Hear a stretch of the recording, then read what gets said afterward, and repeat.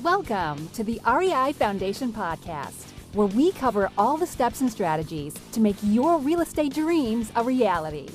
Now your hosts, Jason and Pili. Hey everyone, looking for lending for your next project? Well, we want to introduce you to Fund That Flip. So what is Fund That Flip? Well, Fund That Flip is fast, affordable funding for your next real estate transaction. And trust me, we know. We've used them and are using them currently for deals that we're working on flipping homes. So if you want white glove service, check out Fund That Flip for great terms, reliable service, just everything you're looking for from a funding partner. Pili, where can we find them? You can find them at fundthatflip.com/REI Foundation.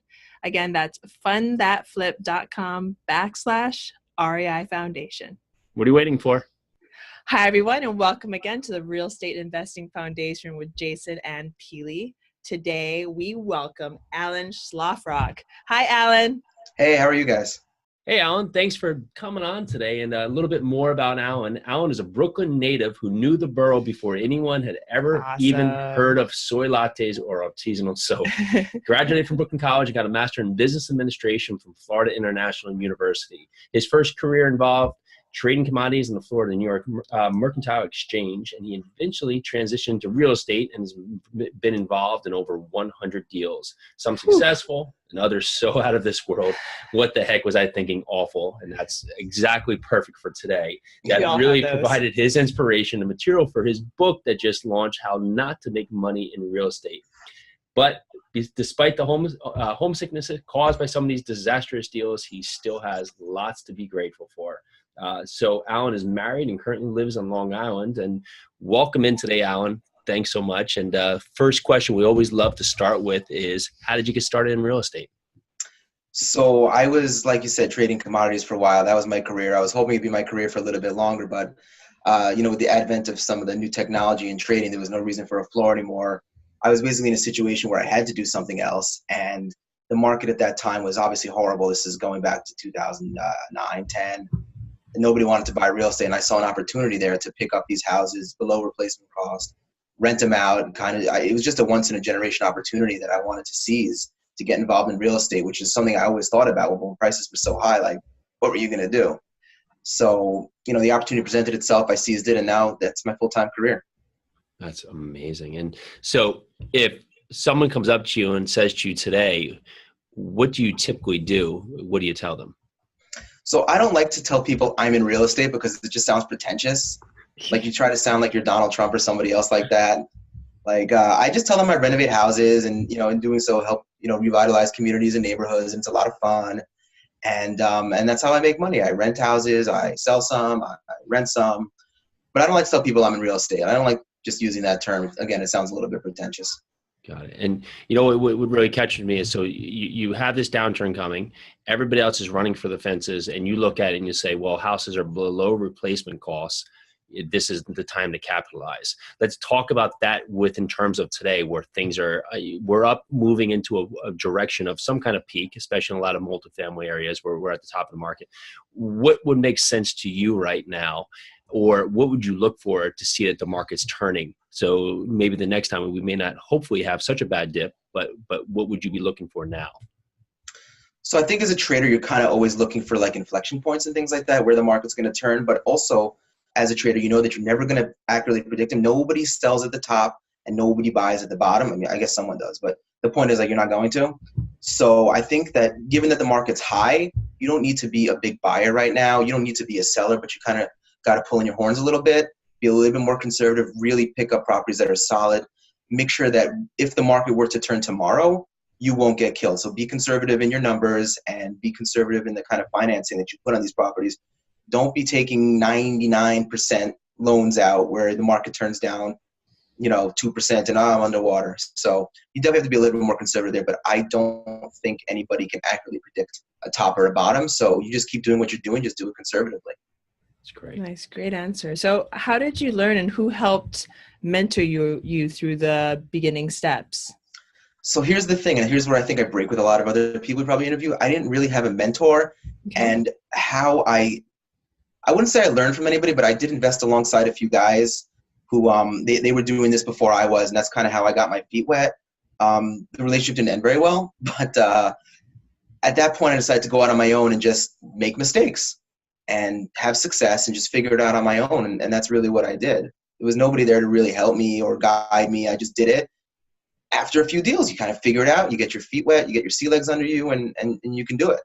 That's great. Now, do you look for partners today, or you still do it strictly on your own?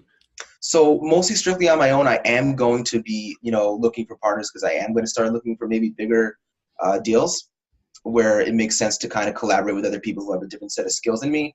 But for what I'm doing right now, it's mostly been on my own. And obviously I've got my team, contractors, lawyers, insurance guys, subcontractors, everybody, which is obviously very important. But I've got my own team as far as that's concerned, management company. That's great. Noting that you said that your last partnerships or the partnerships in the beginning didn't work out so well. So when you look for partners again, what will be a learning lesson or something that you'll be able to have a hopefully better success rate this time around? People who won't steal from me. Yeah.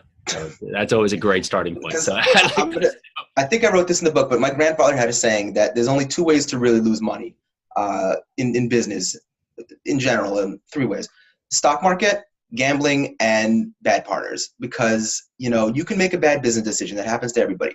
But if you're in business with dishonest people, it's not good. You're not going to, from day one, you're behind the 8 ball. So you got to choose your partners very, very carefully. So next time I'll choose my partners a lot more carefully. You're right when you said basically life was your mentor. Life is your mentor. And I wonder if those guys are listening to the podcast now. Okay, whatever. Might be. That's great. It's good. So what did your first deal look like? So the first deal I did on my own was actually a complete nightmare, and it's in the book. I came out okay, but I bought a short sale. The house cost me $120,000 in move-in condition, 3 units. I was going to rent it out for $1,000 a unit. It's great. House is in great condition. We're closing on a Friday, and I go to do the walkthrough on Friday, and I go down there. The realtor comes with me, can't find the keys, can't get in, make sure everything's okay. But I look through all the windows. It hasn't been broken into. There's no flood. It looks fine. Okay. I come back on Monday. Again, I don't have the keys yet. So, but I didn't need the keys because somebody had kicked in the door over the weekend. Completely destroyed. And you owned it at this point? I'm sorry? And you owned it at this point? I owned it at this point. It happened over the weekend. I closed on Friday. Oh, wow. And nothing was left. There was a flood in the basement. They ripped out all the copper. They ripped out all the pipes. They ripped out all the electric. They didn't even why'd they have to destroy the kitchen? What did the kitchen never do to you? And oh, no. There's no pipes there. They just sledgehammered everything. And there's neighbors on both sides. Like, nobody heard anything? Seriously? Okay, whatever. So the insurance claim wound up being almost as much as I paid for the house. That's how much damage. They just completely, and so were the repairs. So it's not like I came out like I had. But so there was that. And then that was my introduction thing. Like, this is not going to be easy. Like, yes, I bought a house for cheap. Wonderful. But the nightmares that came with it after that, that's when I should have known that, like, this was going to be, quite a difficult journey. Wow. That is a first. That is a first deal. So after that, how do you hang in there? Once again, I didn't have a choice. This was going to be my career. Got it. I understood also that nothing comes easy. There's going to be difficulties along the way. And I told myself, like, okay, if this is the hardest and worst thing that happens to you over the course of your career, you'll be okay. But it wasn't. But still, I was able to persevere through that and keep going. So give us a little bit more good news. What did your first good deal look like? That wasn't even a bad deal, but after that, I started flipping houses pretty successfully. There was drama. There's drama in every deal. Yes. But after that, I learned to secure the properties and just do a better job of due diligence on the neighborhoods. And once I learned from that experience, because that's the thing, and I wrote it in my book, I said, I don't make the same mistake twice. I make mistakes. I don't make the same mistake twice because I always learn from what I did wrong. And that's what I'm hoping people pick up from the book and from, listening to us right here. That's kind of what I'm hoping they pick up from us.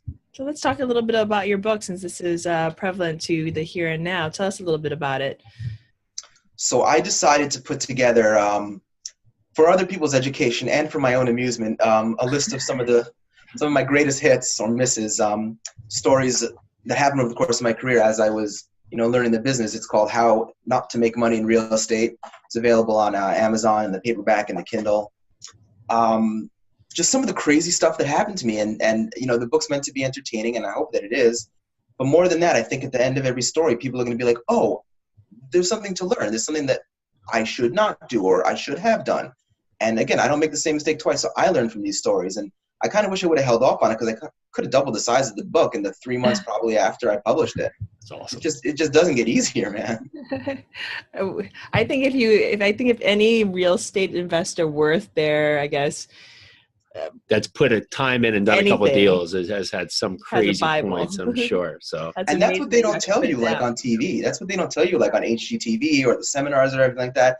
And I kind of want it to be like, counterpoint here. It's not going to be that easy. You will be successful. You can be successful, but man, it's going to be hard.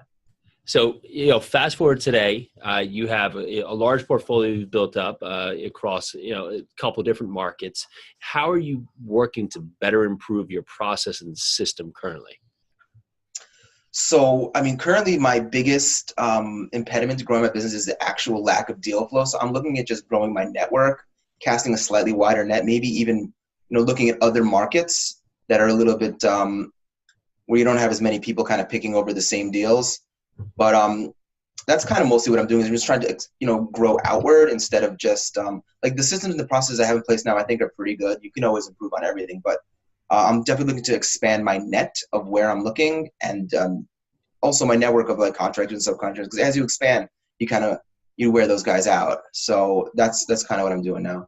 That's great. And how do you typically, is there one specific area that you use to source deals, MLS, direct mail? Is there something that you like to utilize that's worked for you, at least now? So I don't use direct mail. I kind of let the direct mail people work for me. I have a very good network of wholesalers, very good network of realtors. And I think that the best way to get deals sourced, I use auction websites too. Those are okay, is to you do a deal with a broker, a few brokers. They know you for real, they know you close, because a lot of deals don't close. A lot of deals are people trying to either flip the deal and they don't really have the money, or they can't close for whatever reason. But once you get in the business and you've done a few deals and you've taken that leap, people will start to come to you, and they'll know your name and they'll know that you're good for it. So that's kind of how I source my deals, my name and just my reputation for being able to close. That's great. Let's talk about the financing piece, because you said a lot of people don't have the money to close, are always trying to flip the contracts. If people are in that position and say they don't have the money to close, but they do want to get out there and start doing projects, what do you suggest as a way that they can find financing for deals? So, obviously you got a lot of those hard money lenders, and those guys are great, but I really do think when you're first starting off, I do think you need some capital. And that's not something a lot of people want to hear, and that's not something a lot of people are going to tell you. You need capital if you have to borrow it from close family and friends and cut them in some kind of an equity interest in the property. I think that's worth doing, rather than trying to hustle deals like that, which is fine. But I don't think the success rate is as high as it could be if you just kind of scared up some capital some other way. I know it's easy for some people to say, oh, just scare up some capital. It's not really that practical, but I don't think that there's a better way. That's good. No. I like that a lot, because again, hard money sounds good, but if you don't have budgeted in, you don't have that excess for all the things that do go wrong, that will go wrong, then you can catch yourself in a lot of trouble. So really good point. And it's very truthful. Some people say that anybody can get into this business, but it is a lot better if you have your own, your own skin in the game. Yeah, and you have to remember the people that are saying those kind of things are trying to sell you a program. So of course they're going to tell you everything's great, or they want you to watch their TV show. Of course they're not going to show you when they lose money, because you're just going to shut the channel off. So that's not how they make money. They don't make money, telling you the truth. They make money selling you a dream. So you just got to be careful, and you got to be realistic about your expectations, I think. So you've already given us your worst deal, or your first deal, which sounds pretty bad. But what is the strangest thing that you've ever done as an investor? The strangest, the book covers kind of a lot of strange things I've seen. I've seen like satanic rituals taking place on my property, or at least the aftermath of it. So wow. I once had I was in contract on a house. It was a short sale, and the broker calls me, and he's like, "Your house is on fire." I'm like, "What?" He's like, "Yeah, there's a fire going on in the house." And I'm like, "Nothing I could do about it now. I live, an hour away, and I'm in my pajamas." So I go in the morning, and the house wasn't on fire. There's nothing wrong. But then I see inside somebody had lit like a circle of red candles. And there was like red paint or blood or something in the middle. I don't know what they did there. I couldn't believe it, but they did something there, and it was something somewhat unholy. I don't know. It was just the weirdest thing I've ever seen. And then just to clean up, I wasn't gonna like lick it and be like, oh, that's blood. Like, no, I'm not doing that. So I actually don't know exactly what went on that night, but it was just bizarre. You're just like, let's clean up on aisle 5. Yeah, exactly. Clean up the paint. Yeah, we call it. Hopefully, yeah.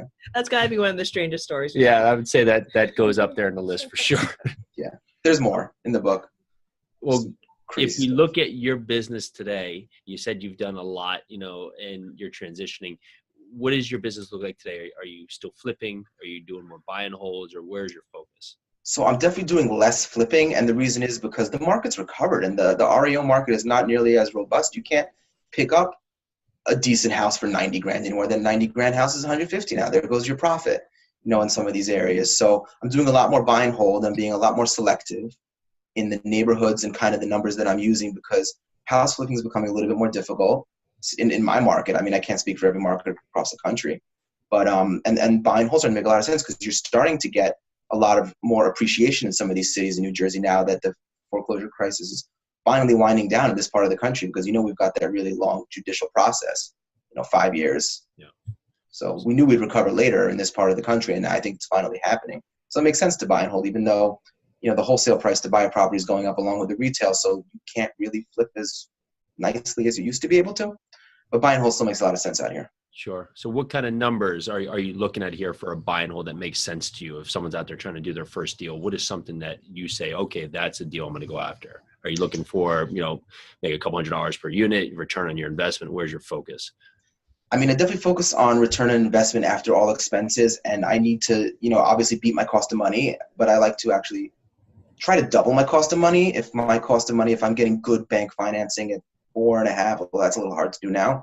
I'd like to just about double it. I'd like to be getting a 9-10% return, which if you're adding a lot of value to these properties is not that hard, because we'll be able to get really good financing to be able to get a lot of cash out as well. That's what I'm doing. So do you buy them in cash, go in there, fix them up, get them rented, and basically use that burst strategy and then refi out? Is that your? Yes. I've done pretty well doing that. Yeah. Great. Definitely works out here. What is your focus? Are you trying to ever add square footage? Are you trying to update, split off utilities? What's something that, do you like to stick to the cosmetics? Where's your bread and butter? I like to make my properties a little bit nicer than people are expecting for the neighborhood that they're moving into. And that keeps me rented fully. Yeah, I mean, as fully as possible. The point is that if somebody sees my property and then he goes next door to the other guy's property, mine needs to look a little bit nicer for more or less the same price, so that I don't lose a month. And nobody ever walks into my properties and says, that's an ugly house. And that's kind of the way I like to keep it. As far as adding square footage, I don't really do extensions, but if I see that there's like a wall where it doesn't need to be, or I can even add another bedroom by kind of walling something off, I'll definitely do that. That's because, one more bedroom adds, X amount of dollars. And if it's just a matter of some plywood, some beams and some sheetrock, then just do it. You touched on a good point too, is that you make it nicer than the property next door, and when you may even be just charging the same rent, but you're not going to be vacant for that month or 2 months when they're going to go vacant, because your property is nicer than every other one around. Even if you're spending a little bit more money, you're not getting crushed on those down months. So that's a really good point. And chances are you're going to get a better tenant. Yeah, exactly. That too. Yeah. Where's your end game? What is the end game with real estate? The end game is to build enough positive cash flow where I don't really have to work anymore. I think that's everybody's end game. That's pretty much it. I would like to keep refinancing. I don't think that I'm going to hold on to like the 2-3 family houses forever. Some of the bigger multifamilies, the 6s and the 12s, whatever. I can pass those on to my kids and my grandkids and my great grandkids. But as far as the 2 and 3 families, I don't think that that's something you need to be holding on to for more than 5 years. And then kind of, take that cash, put it in something nice, and save a bigger building, all the equity that I built over the years, kind of put it into something like that, and then retire, move, get out of the game. Are you thinking about going bigger? Like you mentioned you have mostly 2 and 3s, but you have 6s and higher than that. Are you thinking about going into larger multifamily? Yeah, I am. And that's kind of what I'm doing with some of the proceeds from the burst strategy. I'm not taking that money and necessarily putting it back into 2s and 3s, because again, that once in generation opportunity is really winding down. So now I'll just invest in bigger multifamily, just like everybody else has been doing for the last, millionaires or whatever. Yeah, that's great. It is true, right? Repeat, just learn from what everybody else is doing. There's no new real estate here. So I agree. That's a great step in the process. And are you going to be focusing on large multifamily and try and stay local, New York, New Jersey? Because, everybody says you can't buy anything here, you can't scale here, but people are doing it. So are you folks to try and do it here, or will you be looking out of market, Midwest, Southeast, somewhere else? I mean, for now, I'm probably sticking local, but I'm definitely starting to take a look at other markets, maybe down south, like the Carolinas. I have some friends doing some stuff down there. Florida, just for an excuse to go to Florida a few times a year. Yeah, that's awesome. Like, it's a work trip, honey. Yeah. So, I'm definitely looking in those neighborhoods. That's great. How big is your portfolio? And I'm asking this is that, are you managing this yourself, or do you have a manager managing your properties? So I've got about 25, 27 of the 2s and 3s, and another like 4 of the bigger multifamilies. I do not manage it myself. I have a manager. And the reason I do that, and I know there's a big question of self-manage or have a property manager, is I need to focus on expansion. And that's what I'm good at, is finding these properties and renovating them and everything like that. I can't be knocking on people's doors and collecting rent, not with as many properties as I have. So we are pro third-party management. So yeah, we completely agree. How do you source a good manager? What do you look for, and what makes sense that this person is the right person, or this group is the right group to manage my properties? So, I mean, again, honesty is the best thing. You have to make sure that if he says a toilet's broken and he charges $150, there was actually a $150 broken toilet and things like that. I got lucky. I kind of found my guy. We clicked, and he does a great job for me. But a lot of people aren't as lucky. I used a management company out of state once, and I wasn't really pleased with them. And you also got to be on top of them and just build a good relationship with them. Like, they know you're good for the money. They know if they do the repair immediately to keep the tenant happy, you're going to pay them. You're not going to be like, oh, I didn't tell you to fix the toilet, or whatever. Step on the roach, whatever it was. I don't know. So you have to have a good relationship with them. And a lot of it's luck. There's some bad actors out there. I'm pretty blessed that I have a pretty good team around me. So that's been good. Great. That's great. Do you have a 5-year plan, or now that you're looking to scale, what does the next 5 years look like in your business? I think in the next 5 years, I definitely don't want to have too many of these 2s and 3s left. I think that if the economy stays strong, and even if it doesn't stay quite as strong, there's been enough increase in value over the last 5 years that I've been doing this or whatever, for me to like comfortably cash out, take my equity, put it into something a little bit more stable. So that's probably what I'm gonna be in, mostly bigger multifamilies in the next 5 years. I'm just, that was kind of a starter point. Again, there was that once in a generation opportunity to pick up those houses below replacement cost, rent them out at a decent profit, which had never happened at any time in American history, probably. Take that and use it to build, to get to the next level. It was kind of a stepping stone for me. Incredible. Nice. So what is your big why? Why what? Why do you do it all? Why are you in real estate? Why is this your route for the future? Why? Because I got to eat. Yeah, that's good. But I really, really do enjoy it. And I enjoy, especially when like I take like a really nasty house and it's like crime infested, and then the neighborhood's going down because you've got this vacant house, renovate it, move in a nice family. Sometimes I drive by houses that like I flipped 2-3 years ago, and you see the kids playing out front. It's a good feeling. Yeah. There's definitely a lot of professional fulfillment and personal fulfillment beyond just the money. But at the end of the day, this is a business, and I am trying to be, as successful as I can be in it. That's fantastic. Do you have any words you live by? You know what? Be kind. I think, especially if you're a landlord, people tend to take advantage of people. There's no reason for that. You can make a good living as a landlord and not be a slumlord, and not be, a jerk to your tenants. You can find that middle ground where you're making a nice profit and everybody's happy, and you're giving these people depend on you for a place to live. I don't understand, and I wrote about it in the book, why people take shortcuts with renovations and safety renovations and violations and renting out illegal basement apartments with no fire escape, no way to get out if God forbid something terrible happens. So I think just be kind and treat people kind of how you would want to be treated if you were in their situation. And if there was a person listening today, or a couple or a group, and they're trying to say, I want to get in this real estate journey. I want to be where Allan is. I want to have cash flow. I want to grow in this point, but I don't even know where to start. What's one actionable step they can take right now to start themselves on this journey? I would tell them to go on like meetup.com or Facebook and find a meetup near you and talk to people who are doing it, and people who, especially people who are like struggling to do it. See, where their pain points are, and see maybe where you can, first of all, maybe team up or help them, or just learn kind of what they're doing right and what they're doing wrong, and just talk to people who are doing it. I understand that there's a lot of books out there, and those are fine. And there's a lot of gurus and seminars and things like that, and those are whatever. But the point is, I think that if you talk to people who are actually doing it, go to these meetups and say, hey, my name is Bob, and I want to get started in real estate. I would talk to someone like that. And I think a lot of other people would too, just kind of share knowledge. That's kind of what I would do. That's great. So why should we pick up your book? Why should our listeners pick your book up?